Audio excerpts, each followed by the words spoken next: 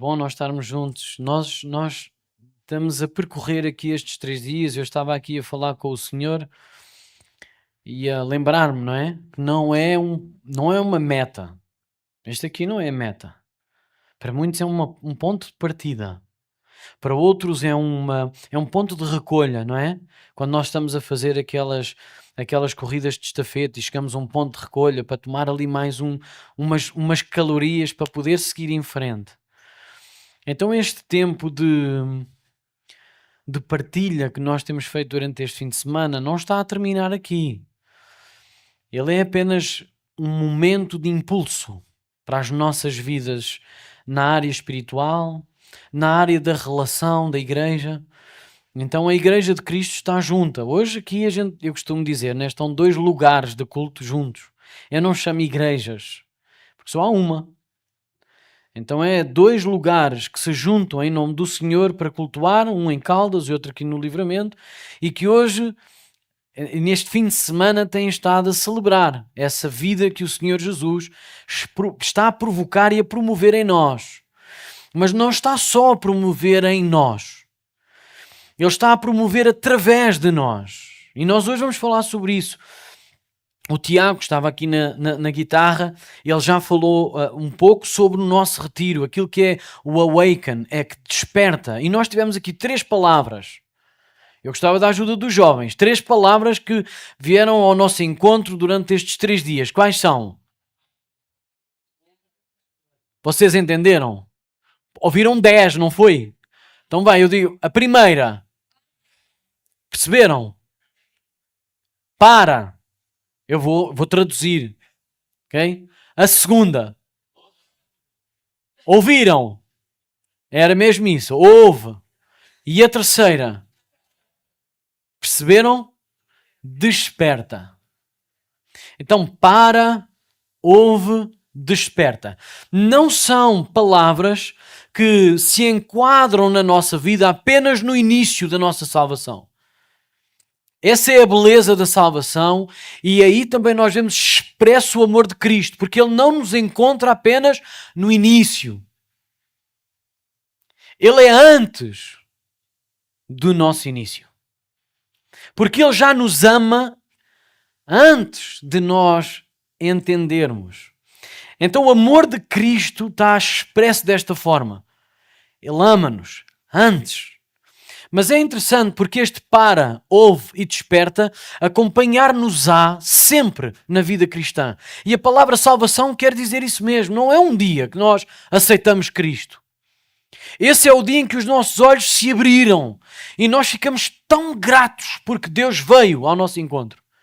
Mas a salvação é todo o processo em que Deus está presente na nossa vida, em que todos os passos, ouçam, todos os passos, até aqueles que nós damos errados, até aqueles que ofendem o amor de Cristo, Ele não nos abandona. Ele não nos abandona. E isso deve ser motivo de grande alegria. Então há vários momentos da nossa vida em que Ele diz, para. É um alerta que Ele está a dizer. Ouve. Ele está a dizer, escuta o meu coração. Escuta a minha chamada. Porque o barulho, o ruído do mundo é tanto a dizer, já falhaste. Já não serves. Não vales nada. E é isso que Deus está a dizer neste momento. Para de dar ouvidos ao lixo. Escuta as minhas palavras. E desperta. Sabe o que quer dizer desperta aqui na palavra de Deus? É aquilo que já está no capítulo 2, que nós estávamos num sono profundo, mortos. E nós conseguimos ouvir naquelas palavras de Jesus que diz a Lázaro, sai! Lázaro estava morto. Há quantos dias? 4. Jesus ganhou nisso. Jesus só teve no 3º dia e levantou-se logo. 4. Mas ele ouviu uma palavra que nós estamos a ouvir hoje. Desperta. Sabem o que é que isso quer dizer? Levanta-te dentre os mortos. Acorda desse sono profundo. E isso acontece no início, durante e vamos ser assim glorificados em Cristo. Porque há um dia, e que nós esperamos esse dia, em que o Senhor, pelo seu Espírito, vai dizer: desperta, e a noiva, ela acorda, sai do meio das trevas e encontra-se com o seu noivo, e é festa, festa, festa. Estamos prontos para andar nessa... Vamos abrir as Escrituras, vamos ver o que é que o Senhor tem para nós. Eu sei, vocês não pagaram o bilhete todo, não tiveram na sexta e no sábado, só estão aqui hoje no domingo, não é? Mas a viagem é a mesma. E deixem-me dizer assim, nós temos aberto aqui as Escrituras e houve 3 momentos da carta de Efésios que são cartas de amor de Deus para nós. E hoje vamos abrir numa terceira parte, que é no fundo o lema do nosso retiro, porque é aqui no versículo 14 do capítulo 5 que nós temos aqui: desperta, ó tu que dormes. Vamos ver o que é que as Escrituras nos dizem hoje e o que é que o Senhor, que nos ama tanto, quer despertar na nossa vida. O que é que Ele está a chamar-nos a fazer? Então deixem-me eu dizer que nós, ao lermos aqui estes versículos, é do 6 ao 20, eu tirei aqui 3 princípios. São 3 chamadas, 3 alertas, ok? Fazem todos parte da mesma chamada. E a primeira é: rejeita as trevas. A segunda é: revela a luz. E a terceira é: reflete essa luz. Okay? Vamos ler então as Escrituras. Eu vou ler na versão ARA, creio que vai estar aqui atrás de mim, para vocês também terem a mesma versão. Na realidade, eu acho que copiei aqui a ARA. Vamos ver, tá bom? No entanto, é a palavra do Senhor, e mesmo que as traduções sejam um pouco diferentes, nós vamos chegar lá ao entendimento.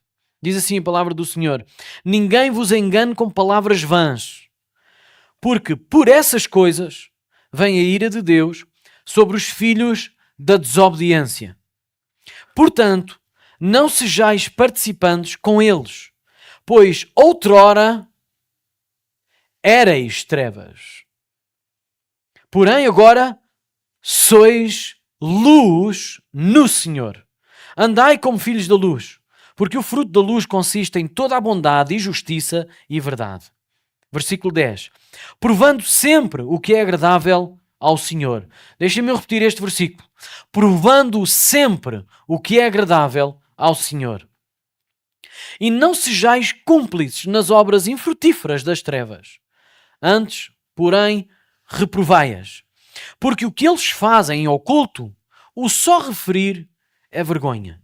Mas todas as coisas, quando reprovadas pela luz, se tornam manifestas.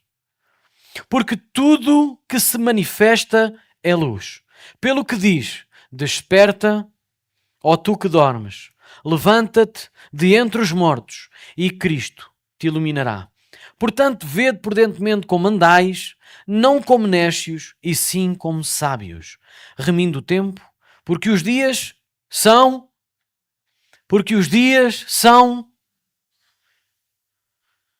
Ai, que chatice.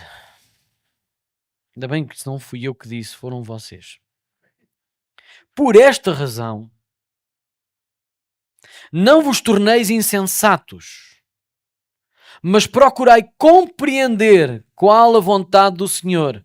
E não vos embriagueis com vinho, no qual há dissolução, mas enchei-vos do Espírito, falando entre vós com salmos, entoando e louvando de coração ao Senhor com hinos e cânticos espirituais, dando sempre graças por tudo a nosso Deus e Pai, em nome do Senhor Jesus Cristo. Amém. Vamos ter uma palavra de oração. Pai nosso, é tão bom, Senhor, podermos abrir a Tua Palavra sem perseguição, sem medo, no conforto desta casa. Senhor, obrigado porque Tu nos juntas em família. É um privilégio e uma alegria enorme, Senhor. Faz fervescer, Senhor, esta alegria, a alegria que na realidade Tu estás a viver, que Tu estás a experimentar. Estás a olhar para este lugar repleto de Teus filhos, de tantos lugares, em que Tantos de nós não se conhecem, mas tu conheces cada um de nós. Tu conheces o coração de cada um. Senhor, então examina os nossos corações. Aquilo que eu te peço, Senhor, é vem e examina, sonda o nosso coração. Traz à tona, através da tua palavra, pelo poder do teu Espírito, tudo aquilo que está em nós que ainda não te agrada. Revela-nos, Senhor, para que nós possamos ir ao encontro daquilo que é agradável a ti. Sabemos que isso vai nos tornar mais fortes, mais saudáveis, mais alegres, mais contentes, mais satisfeitos, com um maior propósito de vida. Porque nós queremos é agradar-te a ti, Senhor. Nós queremos é alegrar o teu coração. Mas nós temos tanta concorrência. Senhor, então olha para os nossos corações, examina os nossos corações, vê à nossa volta, traz à nossa mente agora neste momento, pela tua palavra, pelo poder do teu Espírito, aquilo que nós precisamos de ouvir. Senhor, fala aos nossos corações e faz-nos despertar para esta vida tão plena que tu nos chamaste a viver. No nome de Jesus. Amém. Então sabem que a carta aos Efésios é um dos textos mais ricos que nós temos nas Escrituras sobre a identidade cristã e a sua prática. Ok? Sobre a identidade de quem está em Cristo e a sua prática. Ou seja, era como se alguém olhasse para o nosso cartão de cidadão e visse lá português. Então qual é a língua que ele fala? Português. Boa. O Martin, como ele tem as duas línguas, suíço e português, então ele disse suíço. E é porque o português também fala suíço. Mas qual é a língua? Uma pessoa olha para o cartão de cidadão e vê o quê? É português, fala português, veste-se como um, fala, pensa, age como um português. O brasileiro, eu vejo muitas vezes, o brasileiro diz que o português é muito literal, não é? Eu não fazia ideia até ouvir um brasileiro dizer que o português é literal. Tem café? Tenho. E fica à espera. É isso que eu ouço que o brasileiro diz, não é? O português é muito literal. Olha, tem casa de banho? Tenho, mas não aponta aonde. Mas diz, tenho. Está bem, mas aonde? Eu vou para onde? Então um português fala como um português, pensa como um português, age como um português. E então um cristão é o quê? Pensa como Cristo, age como Cristo, vive como Cristo, brilha como Cristo. Estão a perceber a ideia? Então a carta aos Efésios mostra que a nossa identidade em Cristo deve promover em nós uma vida em Cristo. Então quem olha para nós deveria ver quem? Cristo. Porém, e como Deus sabe, nós vivemos no meio de trevas. E às vezes a nossa luz é tão pequenina. E nós permitimos que as trevas que ainda nos rodeiam abafem um pouco a luz de Cristo. E sabe o que é que Jesus está a dizer neste momento? Levanta-te e brilha. Não permitas que as trevas ao teu redor abafem a luz que está em ti. Porque ela é muito superior às trevas que te rodeiam. Então nós devemos viver desta forma. A acreditar, a perceber que Cristo em nós tem uma luz que quer brilhar acima das trevas que nos rodeiam. E ouçam, não dá para soprar as trevas e ir embora. Nós não temos de ter medo das trevas. As trevas é que devem ter medo da luz que brilha em nós. Obrigado, Bernardo. Eu ouvi um amém. Não foi depois um amém que eu já não conheci a voz, mas deve ser uma ovelha de outro aprisco. Agora não era. Que vergonha. Shame on you.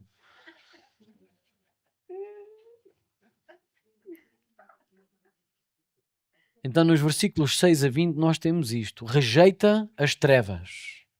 Rejeita as trevas. Reflete a luz. E vive em sabedoria. Reflete a luz e a sabedoria de Deus. Então no rejeita as trevas nós vemos isto do versículo 6 a 10 e diz assim: ninguém vos engane com palavras vãs, vazias, sem significado. Será que é sem significado? Não. São cheias de nada. É giro, não é? Esse contraste. Porque as palavras vãs que a Bíblia está a dizer é que elas são cheias, mas valem nada. não contentam Deus, não alegram Deus, não satisfazem Deus. E nós temos o quê? Que nos desfazer dessas palavras, desse ninguém vos engane com palavras vãs. Outrora éreis trevas. Ouça, nós, nos outros textos que nós vemos, Paulo diz o seguinte: vocês estavam em trevas. Quando eu estou na Malveira, eu sou a Malveira. Quando eu estou no Livramento, eu sou o Livramento. Quando eu estou em Caldas, eu sou Caldas. Não, pois não? Sim ou não? Não sou. Posso representar, porque me visto como as Caldas da rainha. Penso, vivo, não é? A realidade é, nós não somos o lugar onde estamos. Mas olhem aqui para o texto. O que é que Paulo está a dizer? Noutro tempo, vocês eram trevas. Sabe o que é que isso quer dizer? Que não havia uma única luz em nós, que nós pudéssemos aclarear ou aclarar o nosso lugar, o nosso próximo passo, e ninguém iria entender ou abrir-se uma luz. Vocês já estiveram num lugar mesmo escuro? Olha, nós ontem estávamos num lugar mesmo escuro. Eu estava a partilhar a palavra e não via uma cara. Só via assim uma luz à minha frente, que me cegava. E é interessante isso. Então nós estávamos em trevas, mas aqui Paulo diz assim, vocês eram essas trevas. Quer dizer que não havia nada em nós que agradasse a Deus e não havia nada em nós que atraísse alguém até Deus. E ele disse, outrora, porém agora vocês são, não é vocês têm. O que é que está a Bíblia a dizer? Vocês agora são luz. E para que é que a luz serve? Para acabar com a escuridão. Para rasgar com aquilo que está em trevas. Para alumiar o caminho a quem não tem outra forma de ver, não consegue ver. Quem não tem a sua própria luz. Ontem nem todos tinham lanterna. Nem todos tinham lanterna. Mas as lanternas de alguns alumiavam o caminho para todos. E é isso que o Senhor está a dizer. Nós não devemos fugir das trevas. Nós somos contágio para quem está em trevas, porque somos luz no meio das trevas. Mas nós temos que rejeitar essas trevas. O que é isso de rejeitar essas trevas? Vamos ver o que a Bíblia diz. Cuidado com as palavras enganosas, vãs, vazias, cheias de nada. Sabem porquê? Porque há pessoas e ideias que tentam justificar o erro, o pecado, as trevas. Afinal, não está assim tão escuro. Deixem-me estar aqui, se faz favor. Não me tirem daqui. Não me atrapalhem. E Paulo adverte isto: o pecado sempre traz consequências. A ira de Deus vem sobre os desobedientes. Diz que é sobre os filhos da desobediência. Isso é o quê? Isso é a consequência de quem está em trevas e não quer sair. Mas há pessoas que gostavam muito de sair, mas há muita gente que tem a luz de Cristo e que não está a brilhar. Porque ainda não se desfez das palavras cheias de nada. Nada é trevas. E é importante ver o contexto em que Paulo diz isto. E vou-vos dizer o seguinte, pasmem-se, mas é igualzinho agora. O contexto em que Paulo está a dizer isto é: não se deixem enganar com as palavras cheias de nada. Sabem qual é o contexto? Imoralidade sexual, impureza de mente e de corpo, cobiça e idolatria. Deixem-me dizer mais ou menos o que é que isto quer dizer no contexto de Paulo, e vocês vão tentar identificar aqui. Amém? Deixem que o Espírito do Senhor vos fale ao coração. Porque não deixem que a vergonha vos trave. Porque isto é um chamado e um alerta para sair e rejeitar as trevas e brilhar e deixar a luz de Cristo brilhar através de nós. Amém? Então, imoralidade sexual é um termo amplo usado no Novo Testamento todo, não é só aqui, para descrever qualquer prática sexual fora do casamento. Não é só adultério. O sexo foi pensado por Deus para que duas pessoas desfrutassem desse prazer. Então agora, tudo que dentro do casamento, dentro do compromisso, dentro de um compromisso que é para toda a vida. Então tudo, quem quiser desfrutar de um prazer sexual fora deste contexto, está simplesmente em trevas. É uma publicidade cheia de nada. Não brilha ali a luz de Deus. E hoje isso pode incluir o quê? Relações sexuais fora do casamento, ou sexo casual, adultério ou fornicação. E fornicação é o uso do próprio corpo para ter auto-prazer.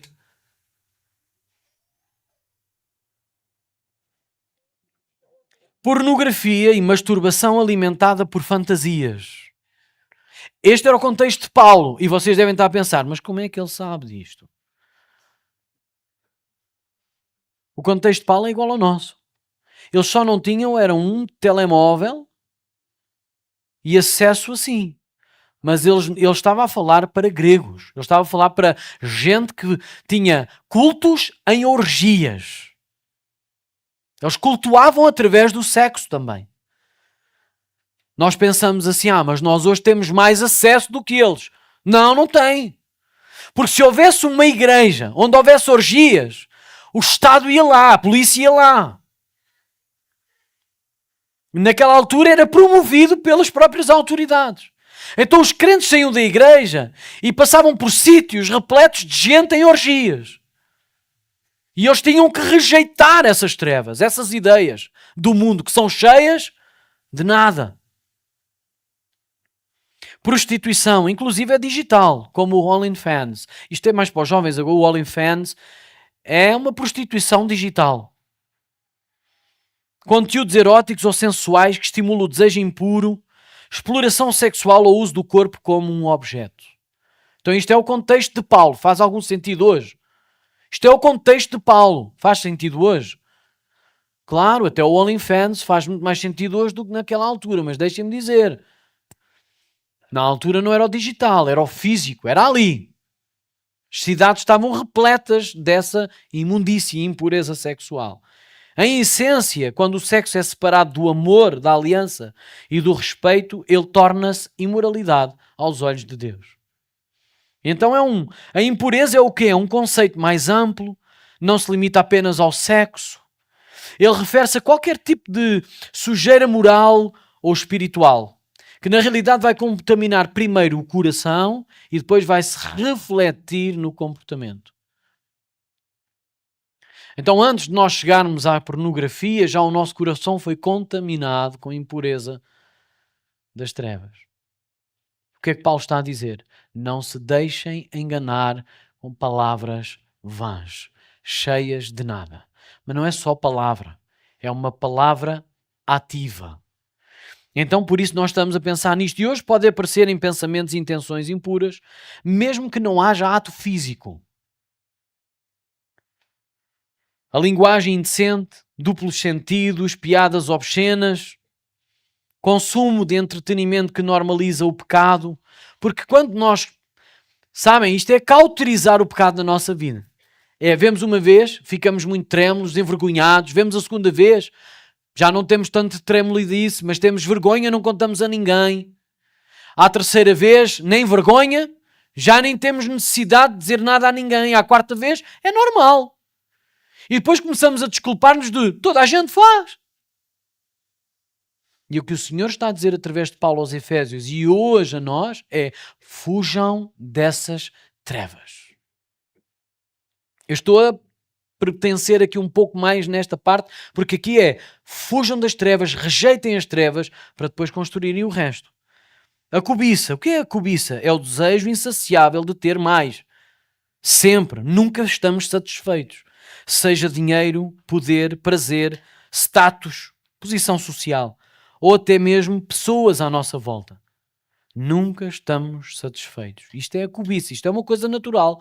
Ouça, eu não estou aqui a ver, quem é que na primeira, quem é que está mais influenciado na primeira ou na segunda? Ouçam, todos nós estamos influenciados por todas. Todos nós somos influenciados por todas, porque a nossa natureza natural, inclinada para o pecado, vive bem no meio desta lixeira. O que Deus está a fazer ali é dizer assim: olha, para, ouve, escuta o meu coração e desperta dentro dos mortos. E a Bíblia é clara quando ele diz isto, é vivifica-nos, torna-nos vivos. Para vivermos uma vida diferente. Então conseguimos ter uma contrariar estas coisas todas que estão à nossa volta. Então todo o materialismo e consumismo, nunca estar satisfeito. Comparações e invejas. Mas os outros. Isto não é nada a ver com luz. Trevas. Ganância dos negócios, corrupção, exploração. Desejar o que os outros têm. Ora, aquilo pertence àquele, mas é aquilo que eu quero. Então nós temos que contrariar todas estas coisas, porque é isto que está a dizer. Rejeitem as trevas. Isto é tudo trevas. Então a idolatria não se limita a adorar imagens. Não é imagens. Porque nós muitas vezes temos aquela tendência a olhar para as religiões que têm, como o catolicismo, muitas imagens. Então em Portugal é uma coisa, né? E depois pensamos, não, mas nós estamos limpinhos disso. E a idolatria vai muito para além de uma imagem. Porque nós na realidade também temos imagens. Porque senão nós tínhamos que entrar aqui vendados. Para não ver nada. Aqui a idolatria está a falar daquilo que está dentro do nosso coração. O nosso ego. O qual eu preciso de ser alimentado. Quantas vezes é que eu preciso que me dê uma palmadinha nas costas para eu vir à igreja? Ou para eu me comportar melhor? Ou para eu ter uma melhor linguagem? Sabe o que é que isso quer dizer? É que o nosso ego tem que ser alimentado. E isso quer dizer que nós somos idólatras, egocêntricos, egolátricos. Ou seja, nós somos o nosso próprio Deus. E Ele tem que ser satisfeito. Seja com o que for. E hoje a idolatria pode ser amar mais o dinheiro, o trabalho ou o sucesso do que o próprio Deus. Pôr Deus em segundo, terceiro. Basta pôr em segundo. Qualquer coisa acima de Deus, já estás tudo estragado. É idolatria. Por isso é que Deus diz, olha, queres cumprir a vontade do Senhor? Então ama a Deus acima de todas as coisas. Tudo que vem em primeiro lugar, além de Deus. Então é idolatria. Fujam dessas tendências. E todos nós a temos. Todos nós a temos. Há uma expressão em português que nós dizemos aceita que dói menos. Não é? E na realidade a Bíblia tem uma outra expressão. É confessem a vossa culpa uns aos outros para que sejam sarados. É lidem com o problema. Não é esconder o problema. É lidar com o problema. Tragam cá para fora isto. Olha, Alexandre, eu cobiço isto noutro lugar. E nós começámos a dar o primeiro passo para sermos curados, libertos dessa treta toda. Mas lidem com o problema. Exponham, tragam cá para fora todas essas coisas. E por isso é que a Bíblia diz no versículo 7, não participem dessa desobediência. Não participem disso, porque ser cristão não é apenas acreditar mentalmente, intelectualmente. Não, eu acredito em Jesus Cristo. Não, crer em Cristo é viver de acordo com aquilo que o agrada. Então é muito mais do que isso. E ele está-nos a dizer assim, olha, estás a ver, eu agora ia rasgar uma coisa, mas não posso. Isto é a Bíblia. Também não posso aqui, senão eles deixam de cantar aqui uma música. Mas o que ela está a dizer, o que ele está a dizer é isto. Posso rasgar isto? Basta um, senão vou rasgar tudo. Isto é, as trevas estão ao nosso redor. Sabem o que é que ele está a dizer? Rasguem com isso. Rasguem as trevas à vossa volta. Rasguem as trevas que estão dentro de vocês. Tragam-nas cá para fora e rasguem isso à frente dos outros. Rejeitem isso. Porque isso é que vai fazer com que nós brilhemos. Porque ele diz, andem como filhos da luz. Aliás, no versículo 1 diz, sejam imitadores de Deus como filhos. E Deus é luz. Então, o filho de Deus é filho da luz. E então ele é também luz. E o fruto da luz que Deus está a dizer é bondade, justiça e verdade. Então, viver na luz é deixar o caráter de Cristo moldar o nosso próprio caráter e fazê-lo transparecer nas nossas ações e palavras. O versículo 10 diz assim, examinando, ou descobrindo, ou buscando, ou provando o que é agradável ao Senhor. E esta é a nossa caminhada que nós temos que fazer. Nós devíamos ter aqui assim uma coisa à frente dos olhos, sempre. Cada vez que nós fôssemos fazer alguma coisa, nós devíamos pôr assim no letreiro: isto agrada ao Senhor. Isto agrada ao Senhor. E de repente passava assim à frente dos nossos olhos todos os versículos das coisas que agradam ou desagradam ao Senhor e nós, eu quero escolher aqui. Mas assim era fácil, não era? Não, não era nada. Não era nada fácil, era igualzinho. Examinando o que é agradável ao Senhor, a vida cristã é um contínuo discernimento moral e espiritual. Então somos chamados a revelar a luz. E diz assim: e não sejais cúmplices nas obras infrutíferas das trevas, antes, porém, reprovai-as. Então brilhar a luz não é apenas nós dizermos internamente: eu sou filho de Deus, eu sou filho de Deus. E nós estarmos no meio das outras pessoas que têm palavras obscenas, que têm formas de viver de uma forma muito desagradável, e nós estarmos a dizer entre nós: pecador, eu tenho luz. Internamente, não, a Bíblia não está a dizer isso. Ele diz para nós brilharmos a nossa luz. Então, se há trevas à nossa volta, a nossa luz deve rasgar com essas trevas. Rasgar com essas trevas. Porque a luz penetra em todo lugar que há trevas e escuridão e alumia todo lugar. Sabem disso? Não sabem? Quando a gente está num sítio escuro e quando acende a luz, o que é que aconteceu às trevas? Desapareceram. Então é isso que nós estamos a ser chamados por Deus a fazer. E a presença de um cristão verdadeiro, deixem-me dizer o seguinte, incomoda muita gente. E se um cristão incomoda muita gente, dois cristãos incomodam muito. Vocês já estão a começar a lembrar das músicas, não é? Mas é isso que a Bíblia nos está a dizer. Um cristão incomoda as trevas. E por isso, por causa de quê? Por causa da luz que está nele.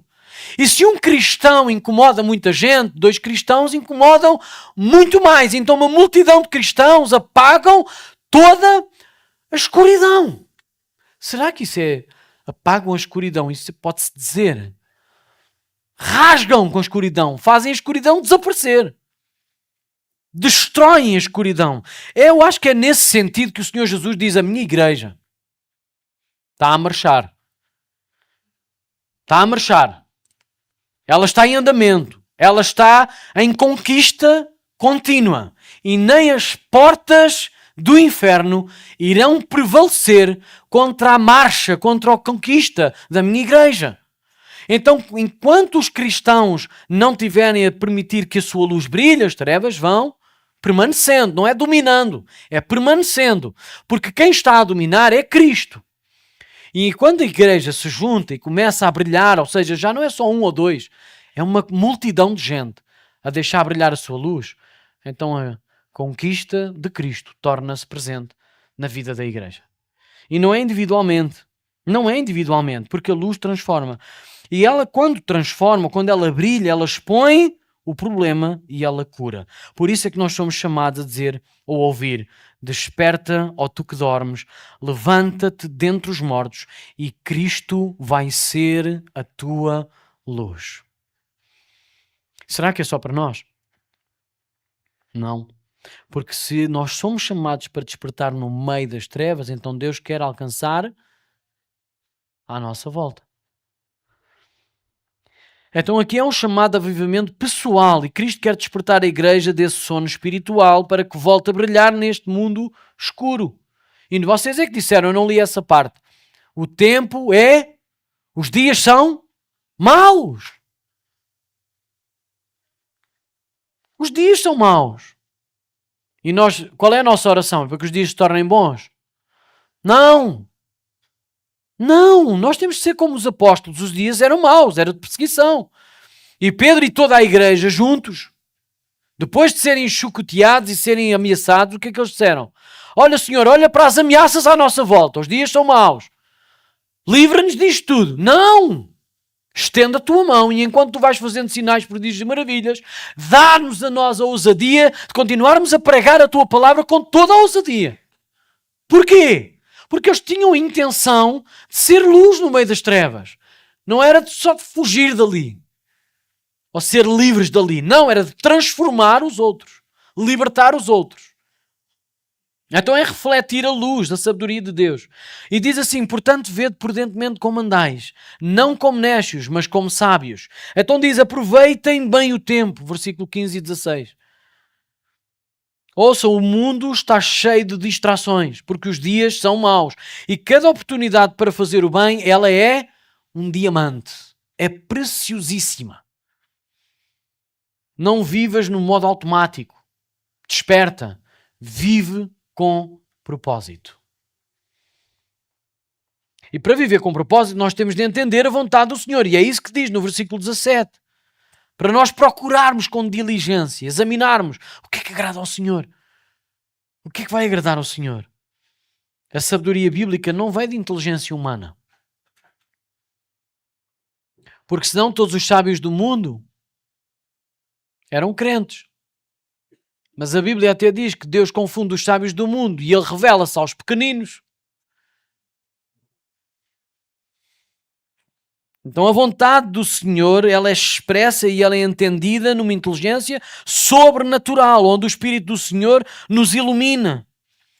E ela é iluminada, sabem onde? Na intimidade com o Pai. Essa transformação existe na intimidade com o Pai.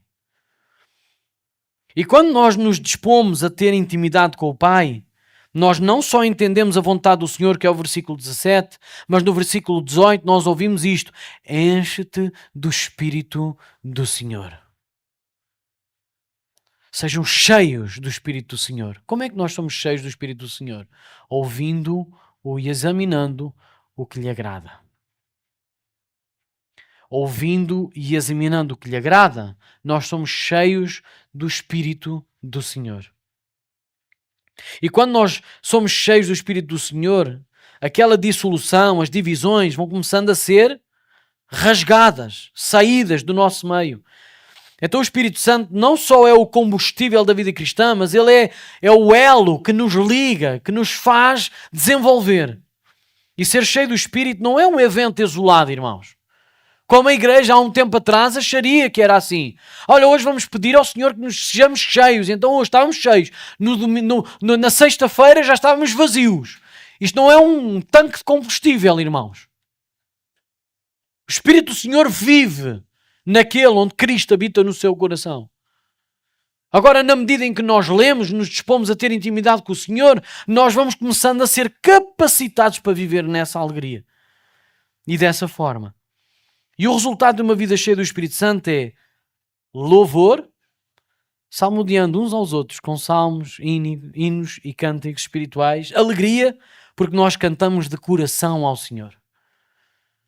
E gratidão, dando sempre graças por tudo. Então a verdadeira espiritualidade não é em sua massa barulho, mas é uma adoração sincera, constante e verdadeira. Então estamos quase a concluir.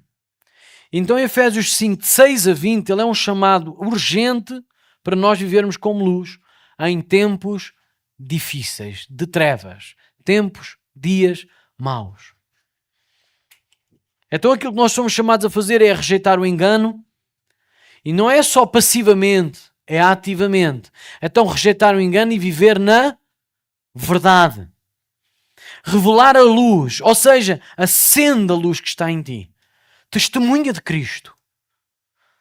Não só por palavras, mas também por ações.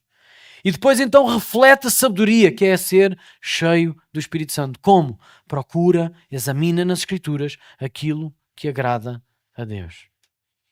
Desperta, ó tu que dormes, e Cristo tornar-se-á luz em ti e através de ti.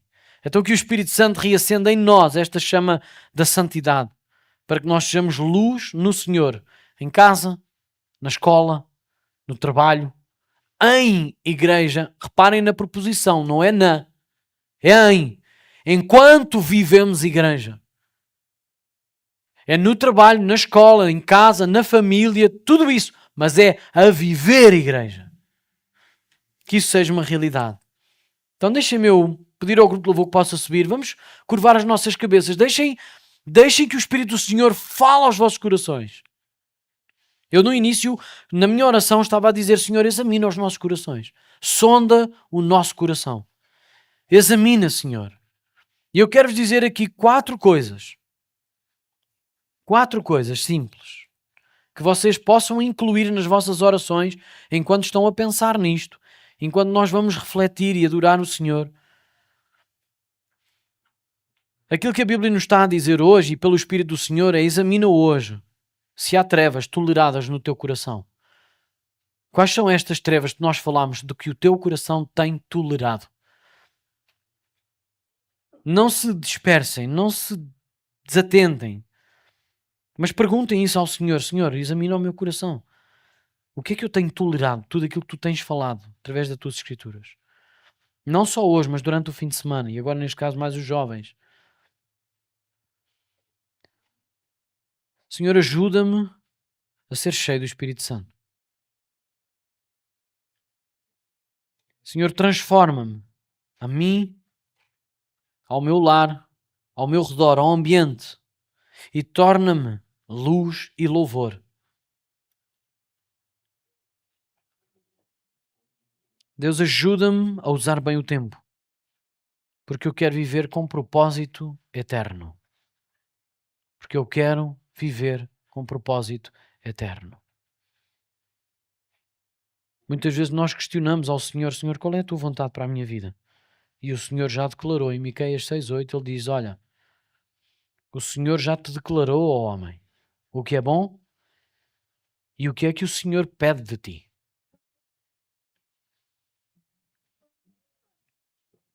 O Senhor já nos mostrou o que é bom. E Ele já disse o que exige de nós.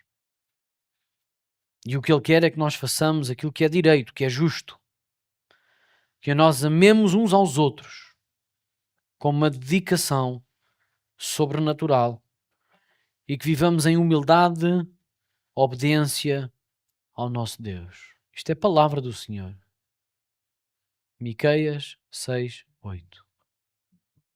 Guarda este coração, guarda este versículo no teu coração. E quando estiveres sem rumo, desesperado, intranquilo, sem saber o que é que o Senhor na realidade quer da tua vida, descansa nisto, porque nós não chegamos lá pela nossa própria capacidade.